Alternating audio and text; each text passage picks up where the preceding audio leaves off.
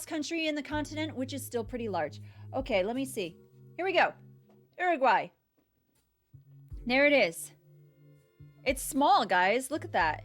It's like stuck in between Argentina and Brazil.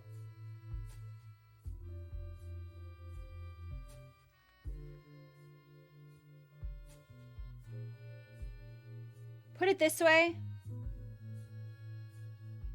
I don't know. It's just, it's small, but it's large compared to like the Netherlands, things like that, you know. In Uruguay, the charrua, now I'm not going to pronounce things right. I don't really know Spanish that well at all. But the charrua, the Chana, and the Guarani natives, they have good soccer. Yes, we will get there. They lived there in the north and would go fishing in the summers before living off game in the winter. No, it's totally fine. No, that's good that you know about that.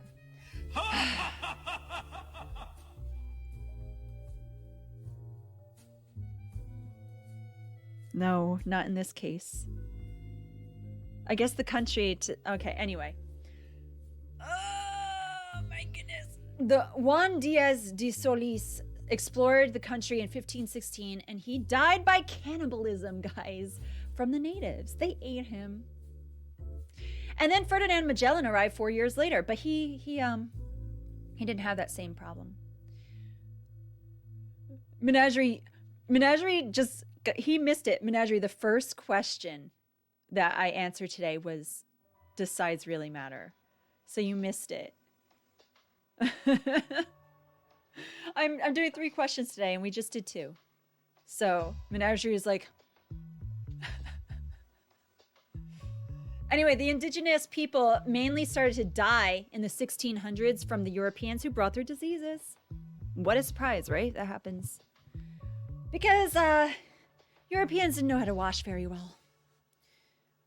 Anyway, there's a lot of land. This is where we're talking about size and how it matters for this country, okay? Yeah, you'll have to check the VOD.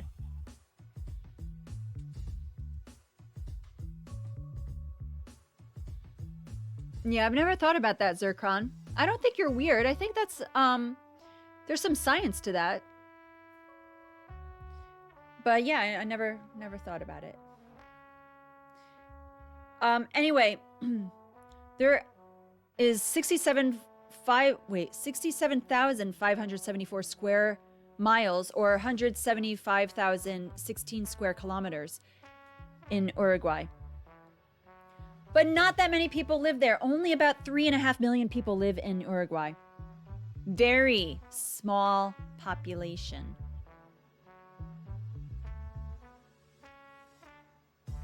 They've been independent since 1828, and they're pretty close in their links to the UK, France, and Italy.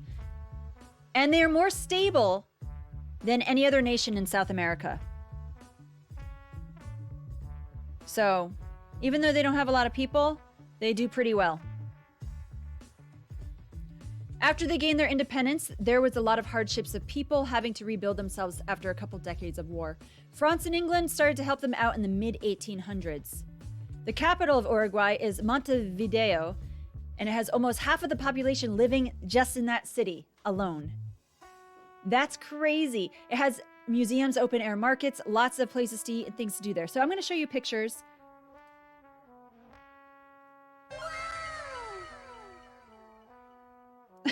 Nosville.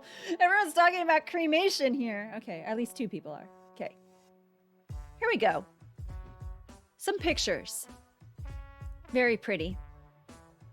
So if you look at this map, we're looking here, like I guess like a little bit off. Like I don't really see this one spot here, but I guess it's right off of there in the Atlantic Ocean.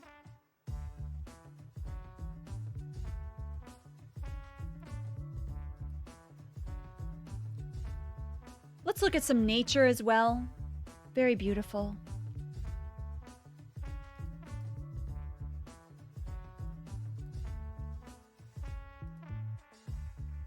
Their architecture. That's a cool building.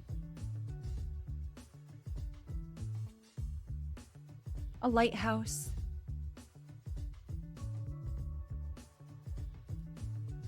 I don't know what this is, but I saw this picture when I was... You could go here. It's one of their, like, tourist attractions. It looks like a bird or an eagle of some sort. It's pretty cool. I should have looked into it, but I didn't. I'm sorry. You guys could look it up on your spare time. And this is Montevideo. Cool. I guess Montevideo. Right? Very clean. So the country is very low with some hills, plateaus, and ridges, but not much highland at all. There are dunes, tidal lakes, valleys, and plains. There are hardly any forests there. They have carob trees, quebracho trees, willow, eucalyptus, pine, poplar, aloe, and acai. The temperatures there are pretty perfect. Cold and warm averages are 12 degrees Celsius or 54 degrees Fahrenheit to 26 degrees Celsius or 79 degrees Fahrenheit. Perfect weather. Their cold month is in like June, July. Yeah, architecture there is solid. That's right. Let's see what my next picture is. There, this is really cool. Their architecture is really neat. They're very inspired by Italy there, by the way. Like, this looks a little more like Greece to me when I look at it. But a lot of this stuff when I was researching, they're very into Italy. They have, most of the people that live there are European. Like, their origins. People from Spain, Italy, France, and Britain. They're like a mixture of them. And then others are from Argentina and Paraguay, with a very small amount of indigenous people, and people there speak in Spanish other than some who live on the Brazilian border who speak mixtures of Portuguese and Spanish. Yeah, don't eat your spaghetti on the balcony. Yeah, it looks like Pompeii in a way. That's weird. Yeah.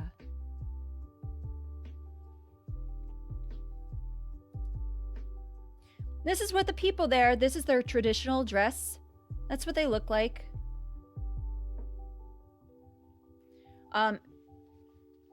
I read a story about an indigenous man. His tribe, actually in their country, is said to not exist. And he was talking about how, like, the natives there are not treated that well, and that he was called names because he's a darker skin tone. And it was very interesting. I thought I had a picture of the guy that was talking, but I do not. I thought I had it. I went looking for it this morning. I was like, where's the picture? So I'm just talking about him. So natives there are still kind of looked down upon. Yeah. All right, so now let's look at some animals. This is a San Martin red-bellied toad. I had one of these, almost. It was mine was a fire-bellied toad. It was very similar. It's poisonous. You don't want to touch its belly. You could touch the top, though. I like frogs. This is a six-banded armadillo, right? That's how you properly say armadillo, right? Armadillo. They call them mulitas. It looks like it's wearing armor. Really unique. Yeah, they are weird. Look at this thing.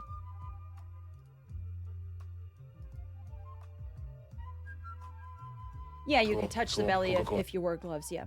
So my toad, when I would clean its cage, I would hold it, but I just had to wash my hands afterwards. There are some frogs, if you touch it, you're dead. So don't do that. But this one is fine.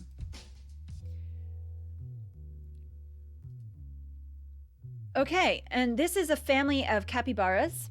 Look how cute. They have giant capybaras there. They are such interesting creatures. Aww. Aren't they adorable, Sola? Aww.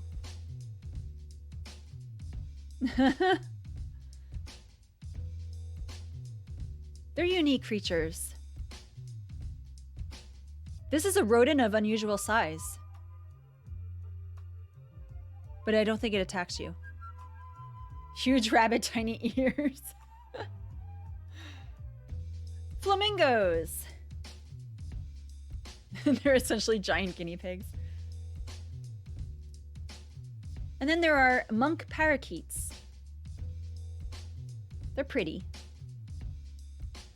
That'd be cool to see birds all over the place that are this colorful. Like here we have robins, cardinals, and blue jays, and that's like it. Cool. And then this is a southern lapwing. He looks a little timid, like, I don't know if I want to go this way. Do I want to go that way? I don't know. Maybe if I turn around. No. He's got that paradox of choice going on. That's what he looks like. And then we have, this is a South American, I don't know if it's pronounced coati or coati. Totally lost.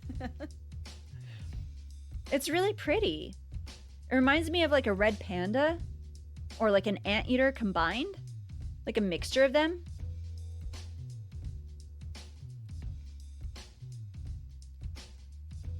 It's a South American coati or coati. It's spelled like coat with an I on the end, so I don't know.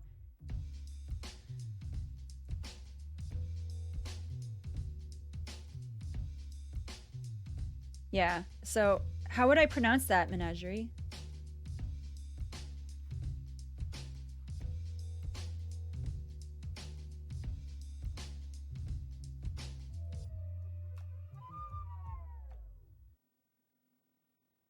Cody? I have no idea. Okay. Anyway, so 9/10 of the population live in urban areas and only 5% live in rural areas. Most of the population are between the ages of 15 and 29. They are refiners of petroleum. They also make alcohol, cement, meat and fish processing, and they're big into electricity production. It's what helps their economy make money. Maybe like quati? Wait, soft tea? What's a soft tea? Isn't tea just... Now I'm confused. They export wool and beef mainly, which they are one of the top consumers of beef in South America. They love to grow corn, wheat, oranges, rice, sugarcane, sunflower seeds, grapes for their wine, and also they sell that all throughout their country and outside. Like pati. Quati. Oh boy. Thrash Priest, hello. This is a South American quati or coati or koti. I don't know. We're trying to figure that out right now. Instead of pati. I still do the same. Oh no. I'm sorry. Anyway, tourism is good. So right now we're learning. Thrash Priest, good to have you here. Hope you're doing well. Hope your quaking has been going well too. We just traveled to Uruguay. Yes. In South America. So we're learning about the country right now. Fatty 2bits has raided me with a party of 11 people. Thank you, Fatty 2bits. You're amazing.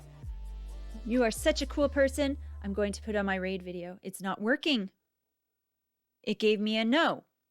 I had that fixed. Coade. So, how to pronounce? So it's coade. So this is a South American coade. Anyway, Fatty 2bits, were you singing today? How did it go?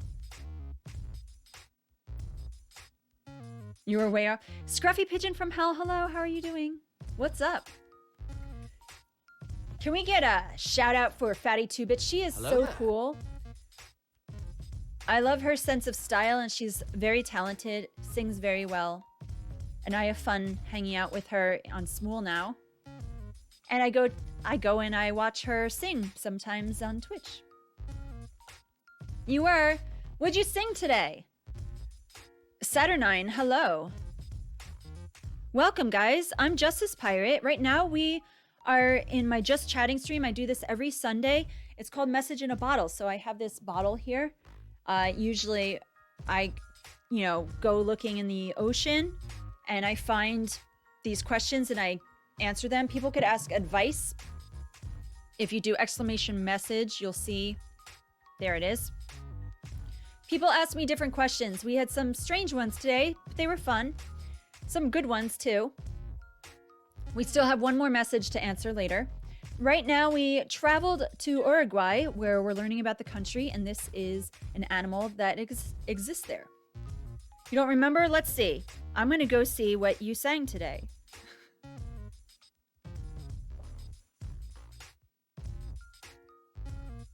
Did you open? Oh, you opened Piece of My Heart. Ooh, I will join that.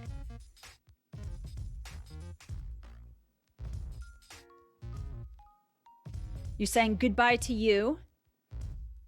And you sang Don't You Forget About Me with Poppin' Buckets. And you opened Toxicity. Ooh, I could join that too. Did you? That's what it says. It says that you opened Piece of My Heart.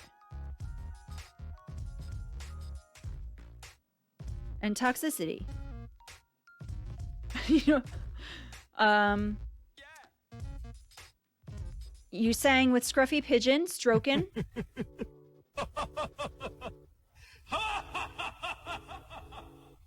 You sang Gay Bar and Creep.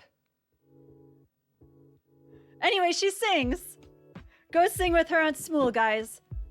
Very fun to sing with. I sing a bunch of songs with her.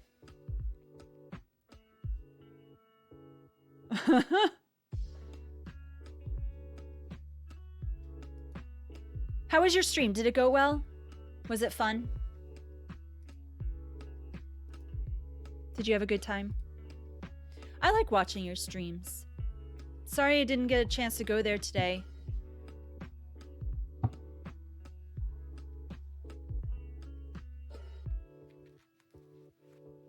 Oh, that's good.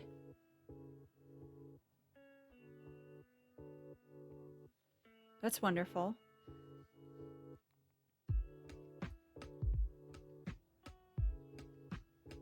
Do you know anything about Uruguay?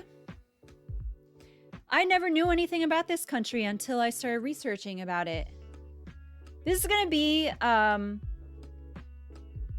a shorter country. Because there's not a lot in the country, that it's a small population here, there wasn't a lot to find out about it. You're very geographically challenged? Well, it's in South America. It's right between Argentina and Brazil, and it touches the Atlantic Ocean. Yeah, isn't it cute? So let's see the next slide. All right, so this is, do I say it guacho? Like I've heard gaucho, but I'm thinking it's guacho. The guacho tradition of mestizo is big in their art and folklore in Uruguay. A lot of their art and stories are in line with Argentina's as well, since they're neighbors. So they're basically cowboys. It's a big thing there. They love it. Oh, by the way, most people work 44 to 48 hours a week in Uruguay, and workers can have 20 paid vacation days after working a job for a year. Women are half of the workforce, but don't get paid as much as men. And there has not been a personal income tax since 1974.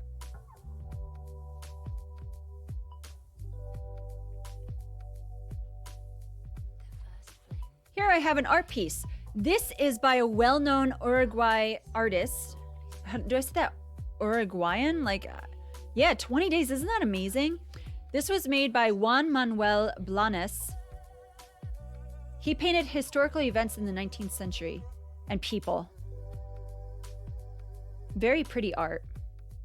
I had never heard about this artist, so I was like, ooh, let me look up some of his stuff. Here we go. Really cool. And then this artist is Pedro Figari. He made pastel and post-impressionist paintings of people from the capital and the countryside's nature. Now, pastels, that's my medium. That's the way I like to do things, is pastel art and oil pastels. So I was like, ooh, neat.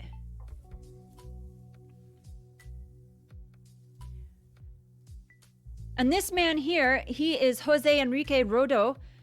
He wrote a well-known book called Ariel that was written in 1900. He is a modernist. So now, Menagerie mentioned that the sport of football or soccer in Uruguay, it's a huge deal in Uruguay. It's an obsession. They love it with a passion. They won a gold medal in the Olympics for the sport in 1924. They won World Cups as well. But they also like basketball, rugby, boxing, and horse racing, since, you know, they're into like the cowboy living and stuff. And they like to go fishing. But now we're going to talk about food, guys, because I know you're all so hungry. I'm hungry. All I had was a muffin today. I'm getting hungry. I'm going to make a sandwich or something after this.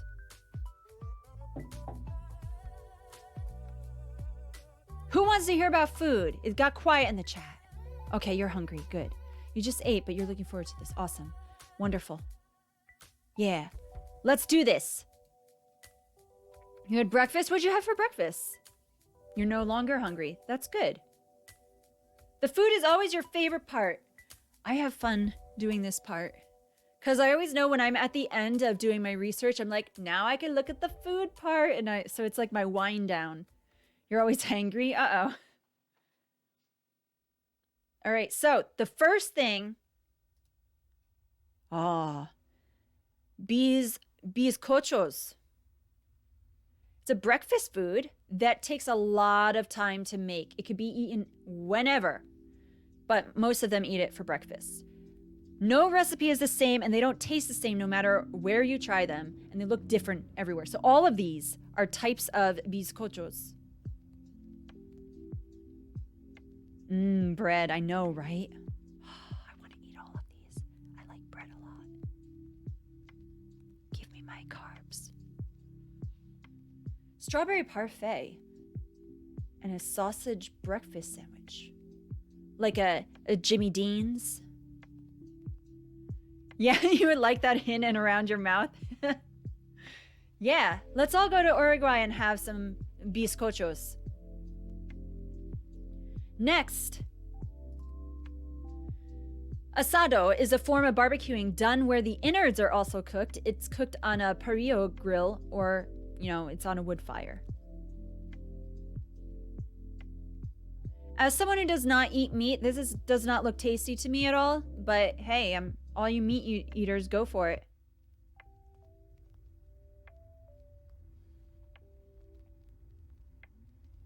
Yeah, barbecue.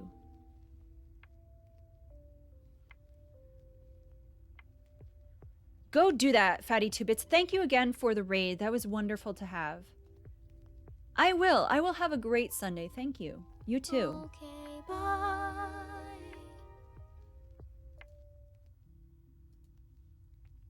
Okay. Oh, I just stopped it. No! Oh, man.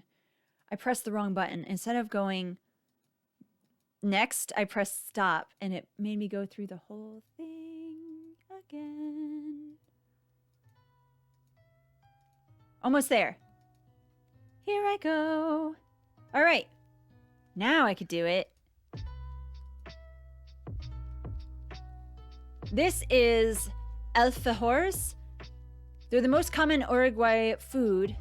You can find them all in their stores, all in bakeries and shops. They're most popular there. Yeah. I don't know what's in it. I couldn't figure out like what's in the middle, but they look so good. Cookies.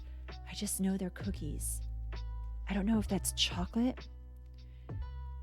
They're in the... No, I don't know how to say it. Is it dulce de leche?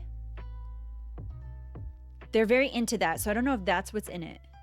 But like, some of the stuff coming up has that. Is it dulce de leche? Yeah. Okay. That's what it is then.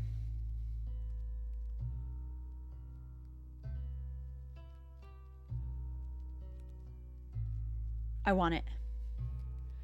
Next. Empanadas. While these are huge throughout the Americas, Uruguay puts fish, apples, dulce de leche inside of them. And most countries do not. No, it's definitely dulce because I know someone with a last name that's similar. And if I say it with a soft C or whatever, they correct me. So now I'm like, I can't say it wrong. Anyway, if it's dulce, yeah, I don't think it's dulce. It's dolce. But that's an Italian word, so I don't, right? Zircron, no problem. Have fun on your drive. 2-hour drive. Wow. Okay, bye. Safe journey. Be careful. And because they love Italy so much, this was created as like a take on Italian food. So this is called capelletti alla salsa Caruso. Caruso is a creamy sauce with ham and mushrooms in it that they put on pasta. It's one of their most popular dishes there. It looks delicious. I want it, but without the ham. So good. Mmm. They put Parmesan cheese on it too. Oh, okay. Thank you, Pondering Minds. It's dulce de leche. All right. So I said it wrong. I'm sorry. Thank you for correcting me so I could learn.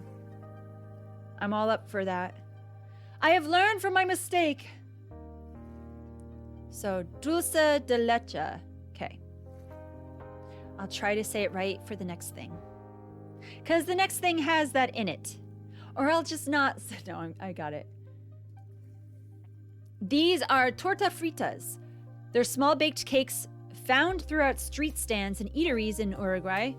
They're popular on rainy days especially. Like, I don't know what it is that they love this on rainy days, but they do. They eat them with cinnamon, powdered sugar, jam, and dulce de leche. Oh, you were curious for yourself? Yeah, I don't want to pronounce things wrong. I really don't. That's right. I choose to. I don't have to, but I choose to, Berserker. You're right. This music is too slow for me. I need more. More like adventure. So what I'm going to do is I'm going to change... It's making me sleepy, guys. Like, it's very peaceful. But I need it a little bit... What's this? That's a little bit better. It was just too calm. If this gets too crazy, though, I'll go back. Ooh. Oh, well, it got crazy. No, I gotta make it lighter. I like it, though.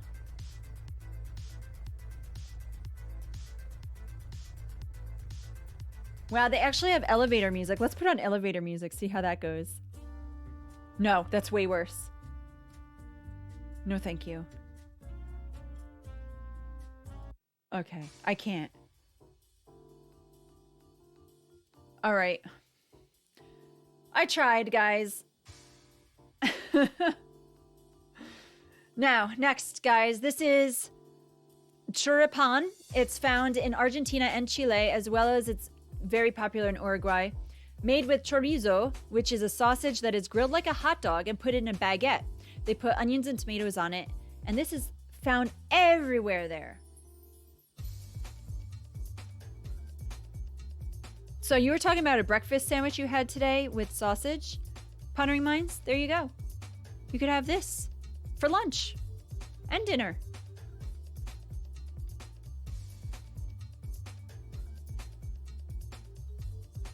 Or you could have chivito, which is a sandwich special to Uruguay, as many layers. We were talking about layers before. This has a lot. This is actually very high up. Like it's fat. I was looking at other pictures of them and they were like I would have to like cut it in pieces or something because that thing is really, really large. Anyway, it can be tough to eat depending on how high. So it's shared with people usually and they eat it with fries. It's got egg in it, bacon, beef, tomatoes, lettuce, and other things. It could be a variety. Cheese.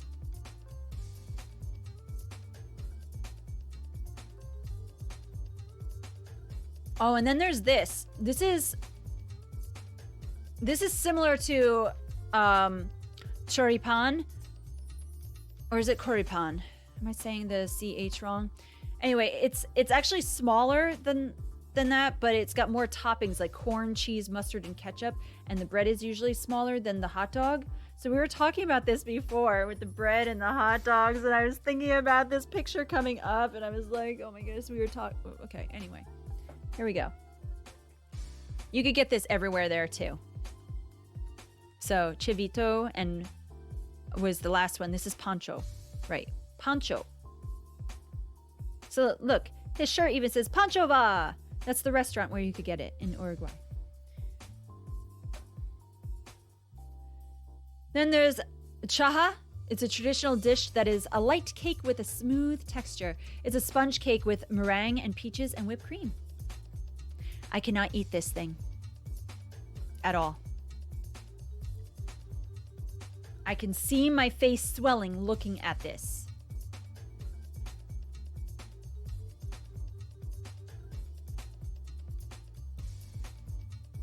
Yeah, you can't eat it either. You with peaches, that won't be good. Oh, and then, this is the last one, guys. This is gata piñata. Gata piñata is... It's such a huge deal. These are roasted peanuts with a syrup of sugar, vanilla, and water that is hardened. And you can find this everywhere. And it's so, like, everywhere you go there, you'll find this. And it's caused businesses to have problems. So they're starting to go to Argentina to sell it now to make a living. That's how you got a piñata once too. Well, this is gata piñata. Oh, I love peanuts. I want it. I can't have peanuts in this house, though, because we have a child allergic to this, but I want it. That's it, guys. I hope you learned something about Uruguay.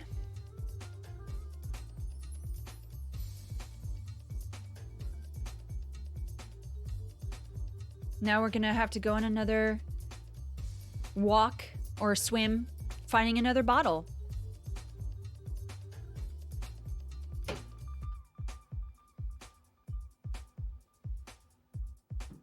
We have one more question.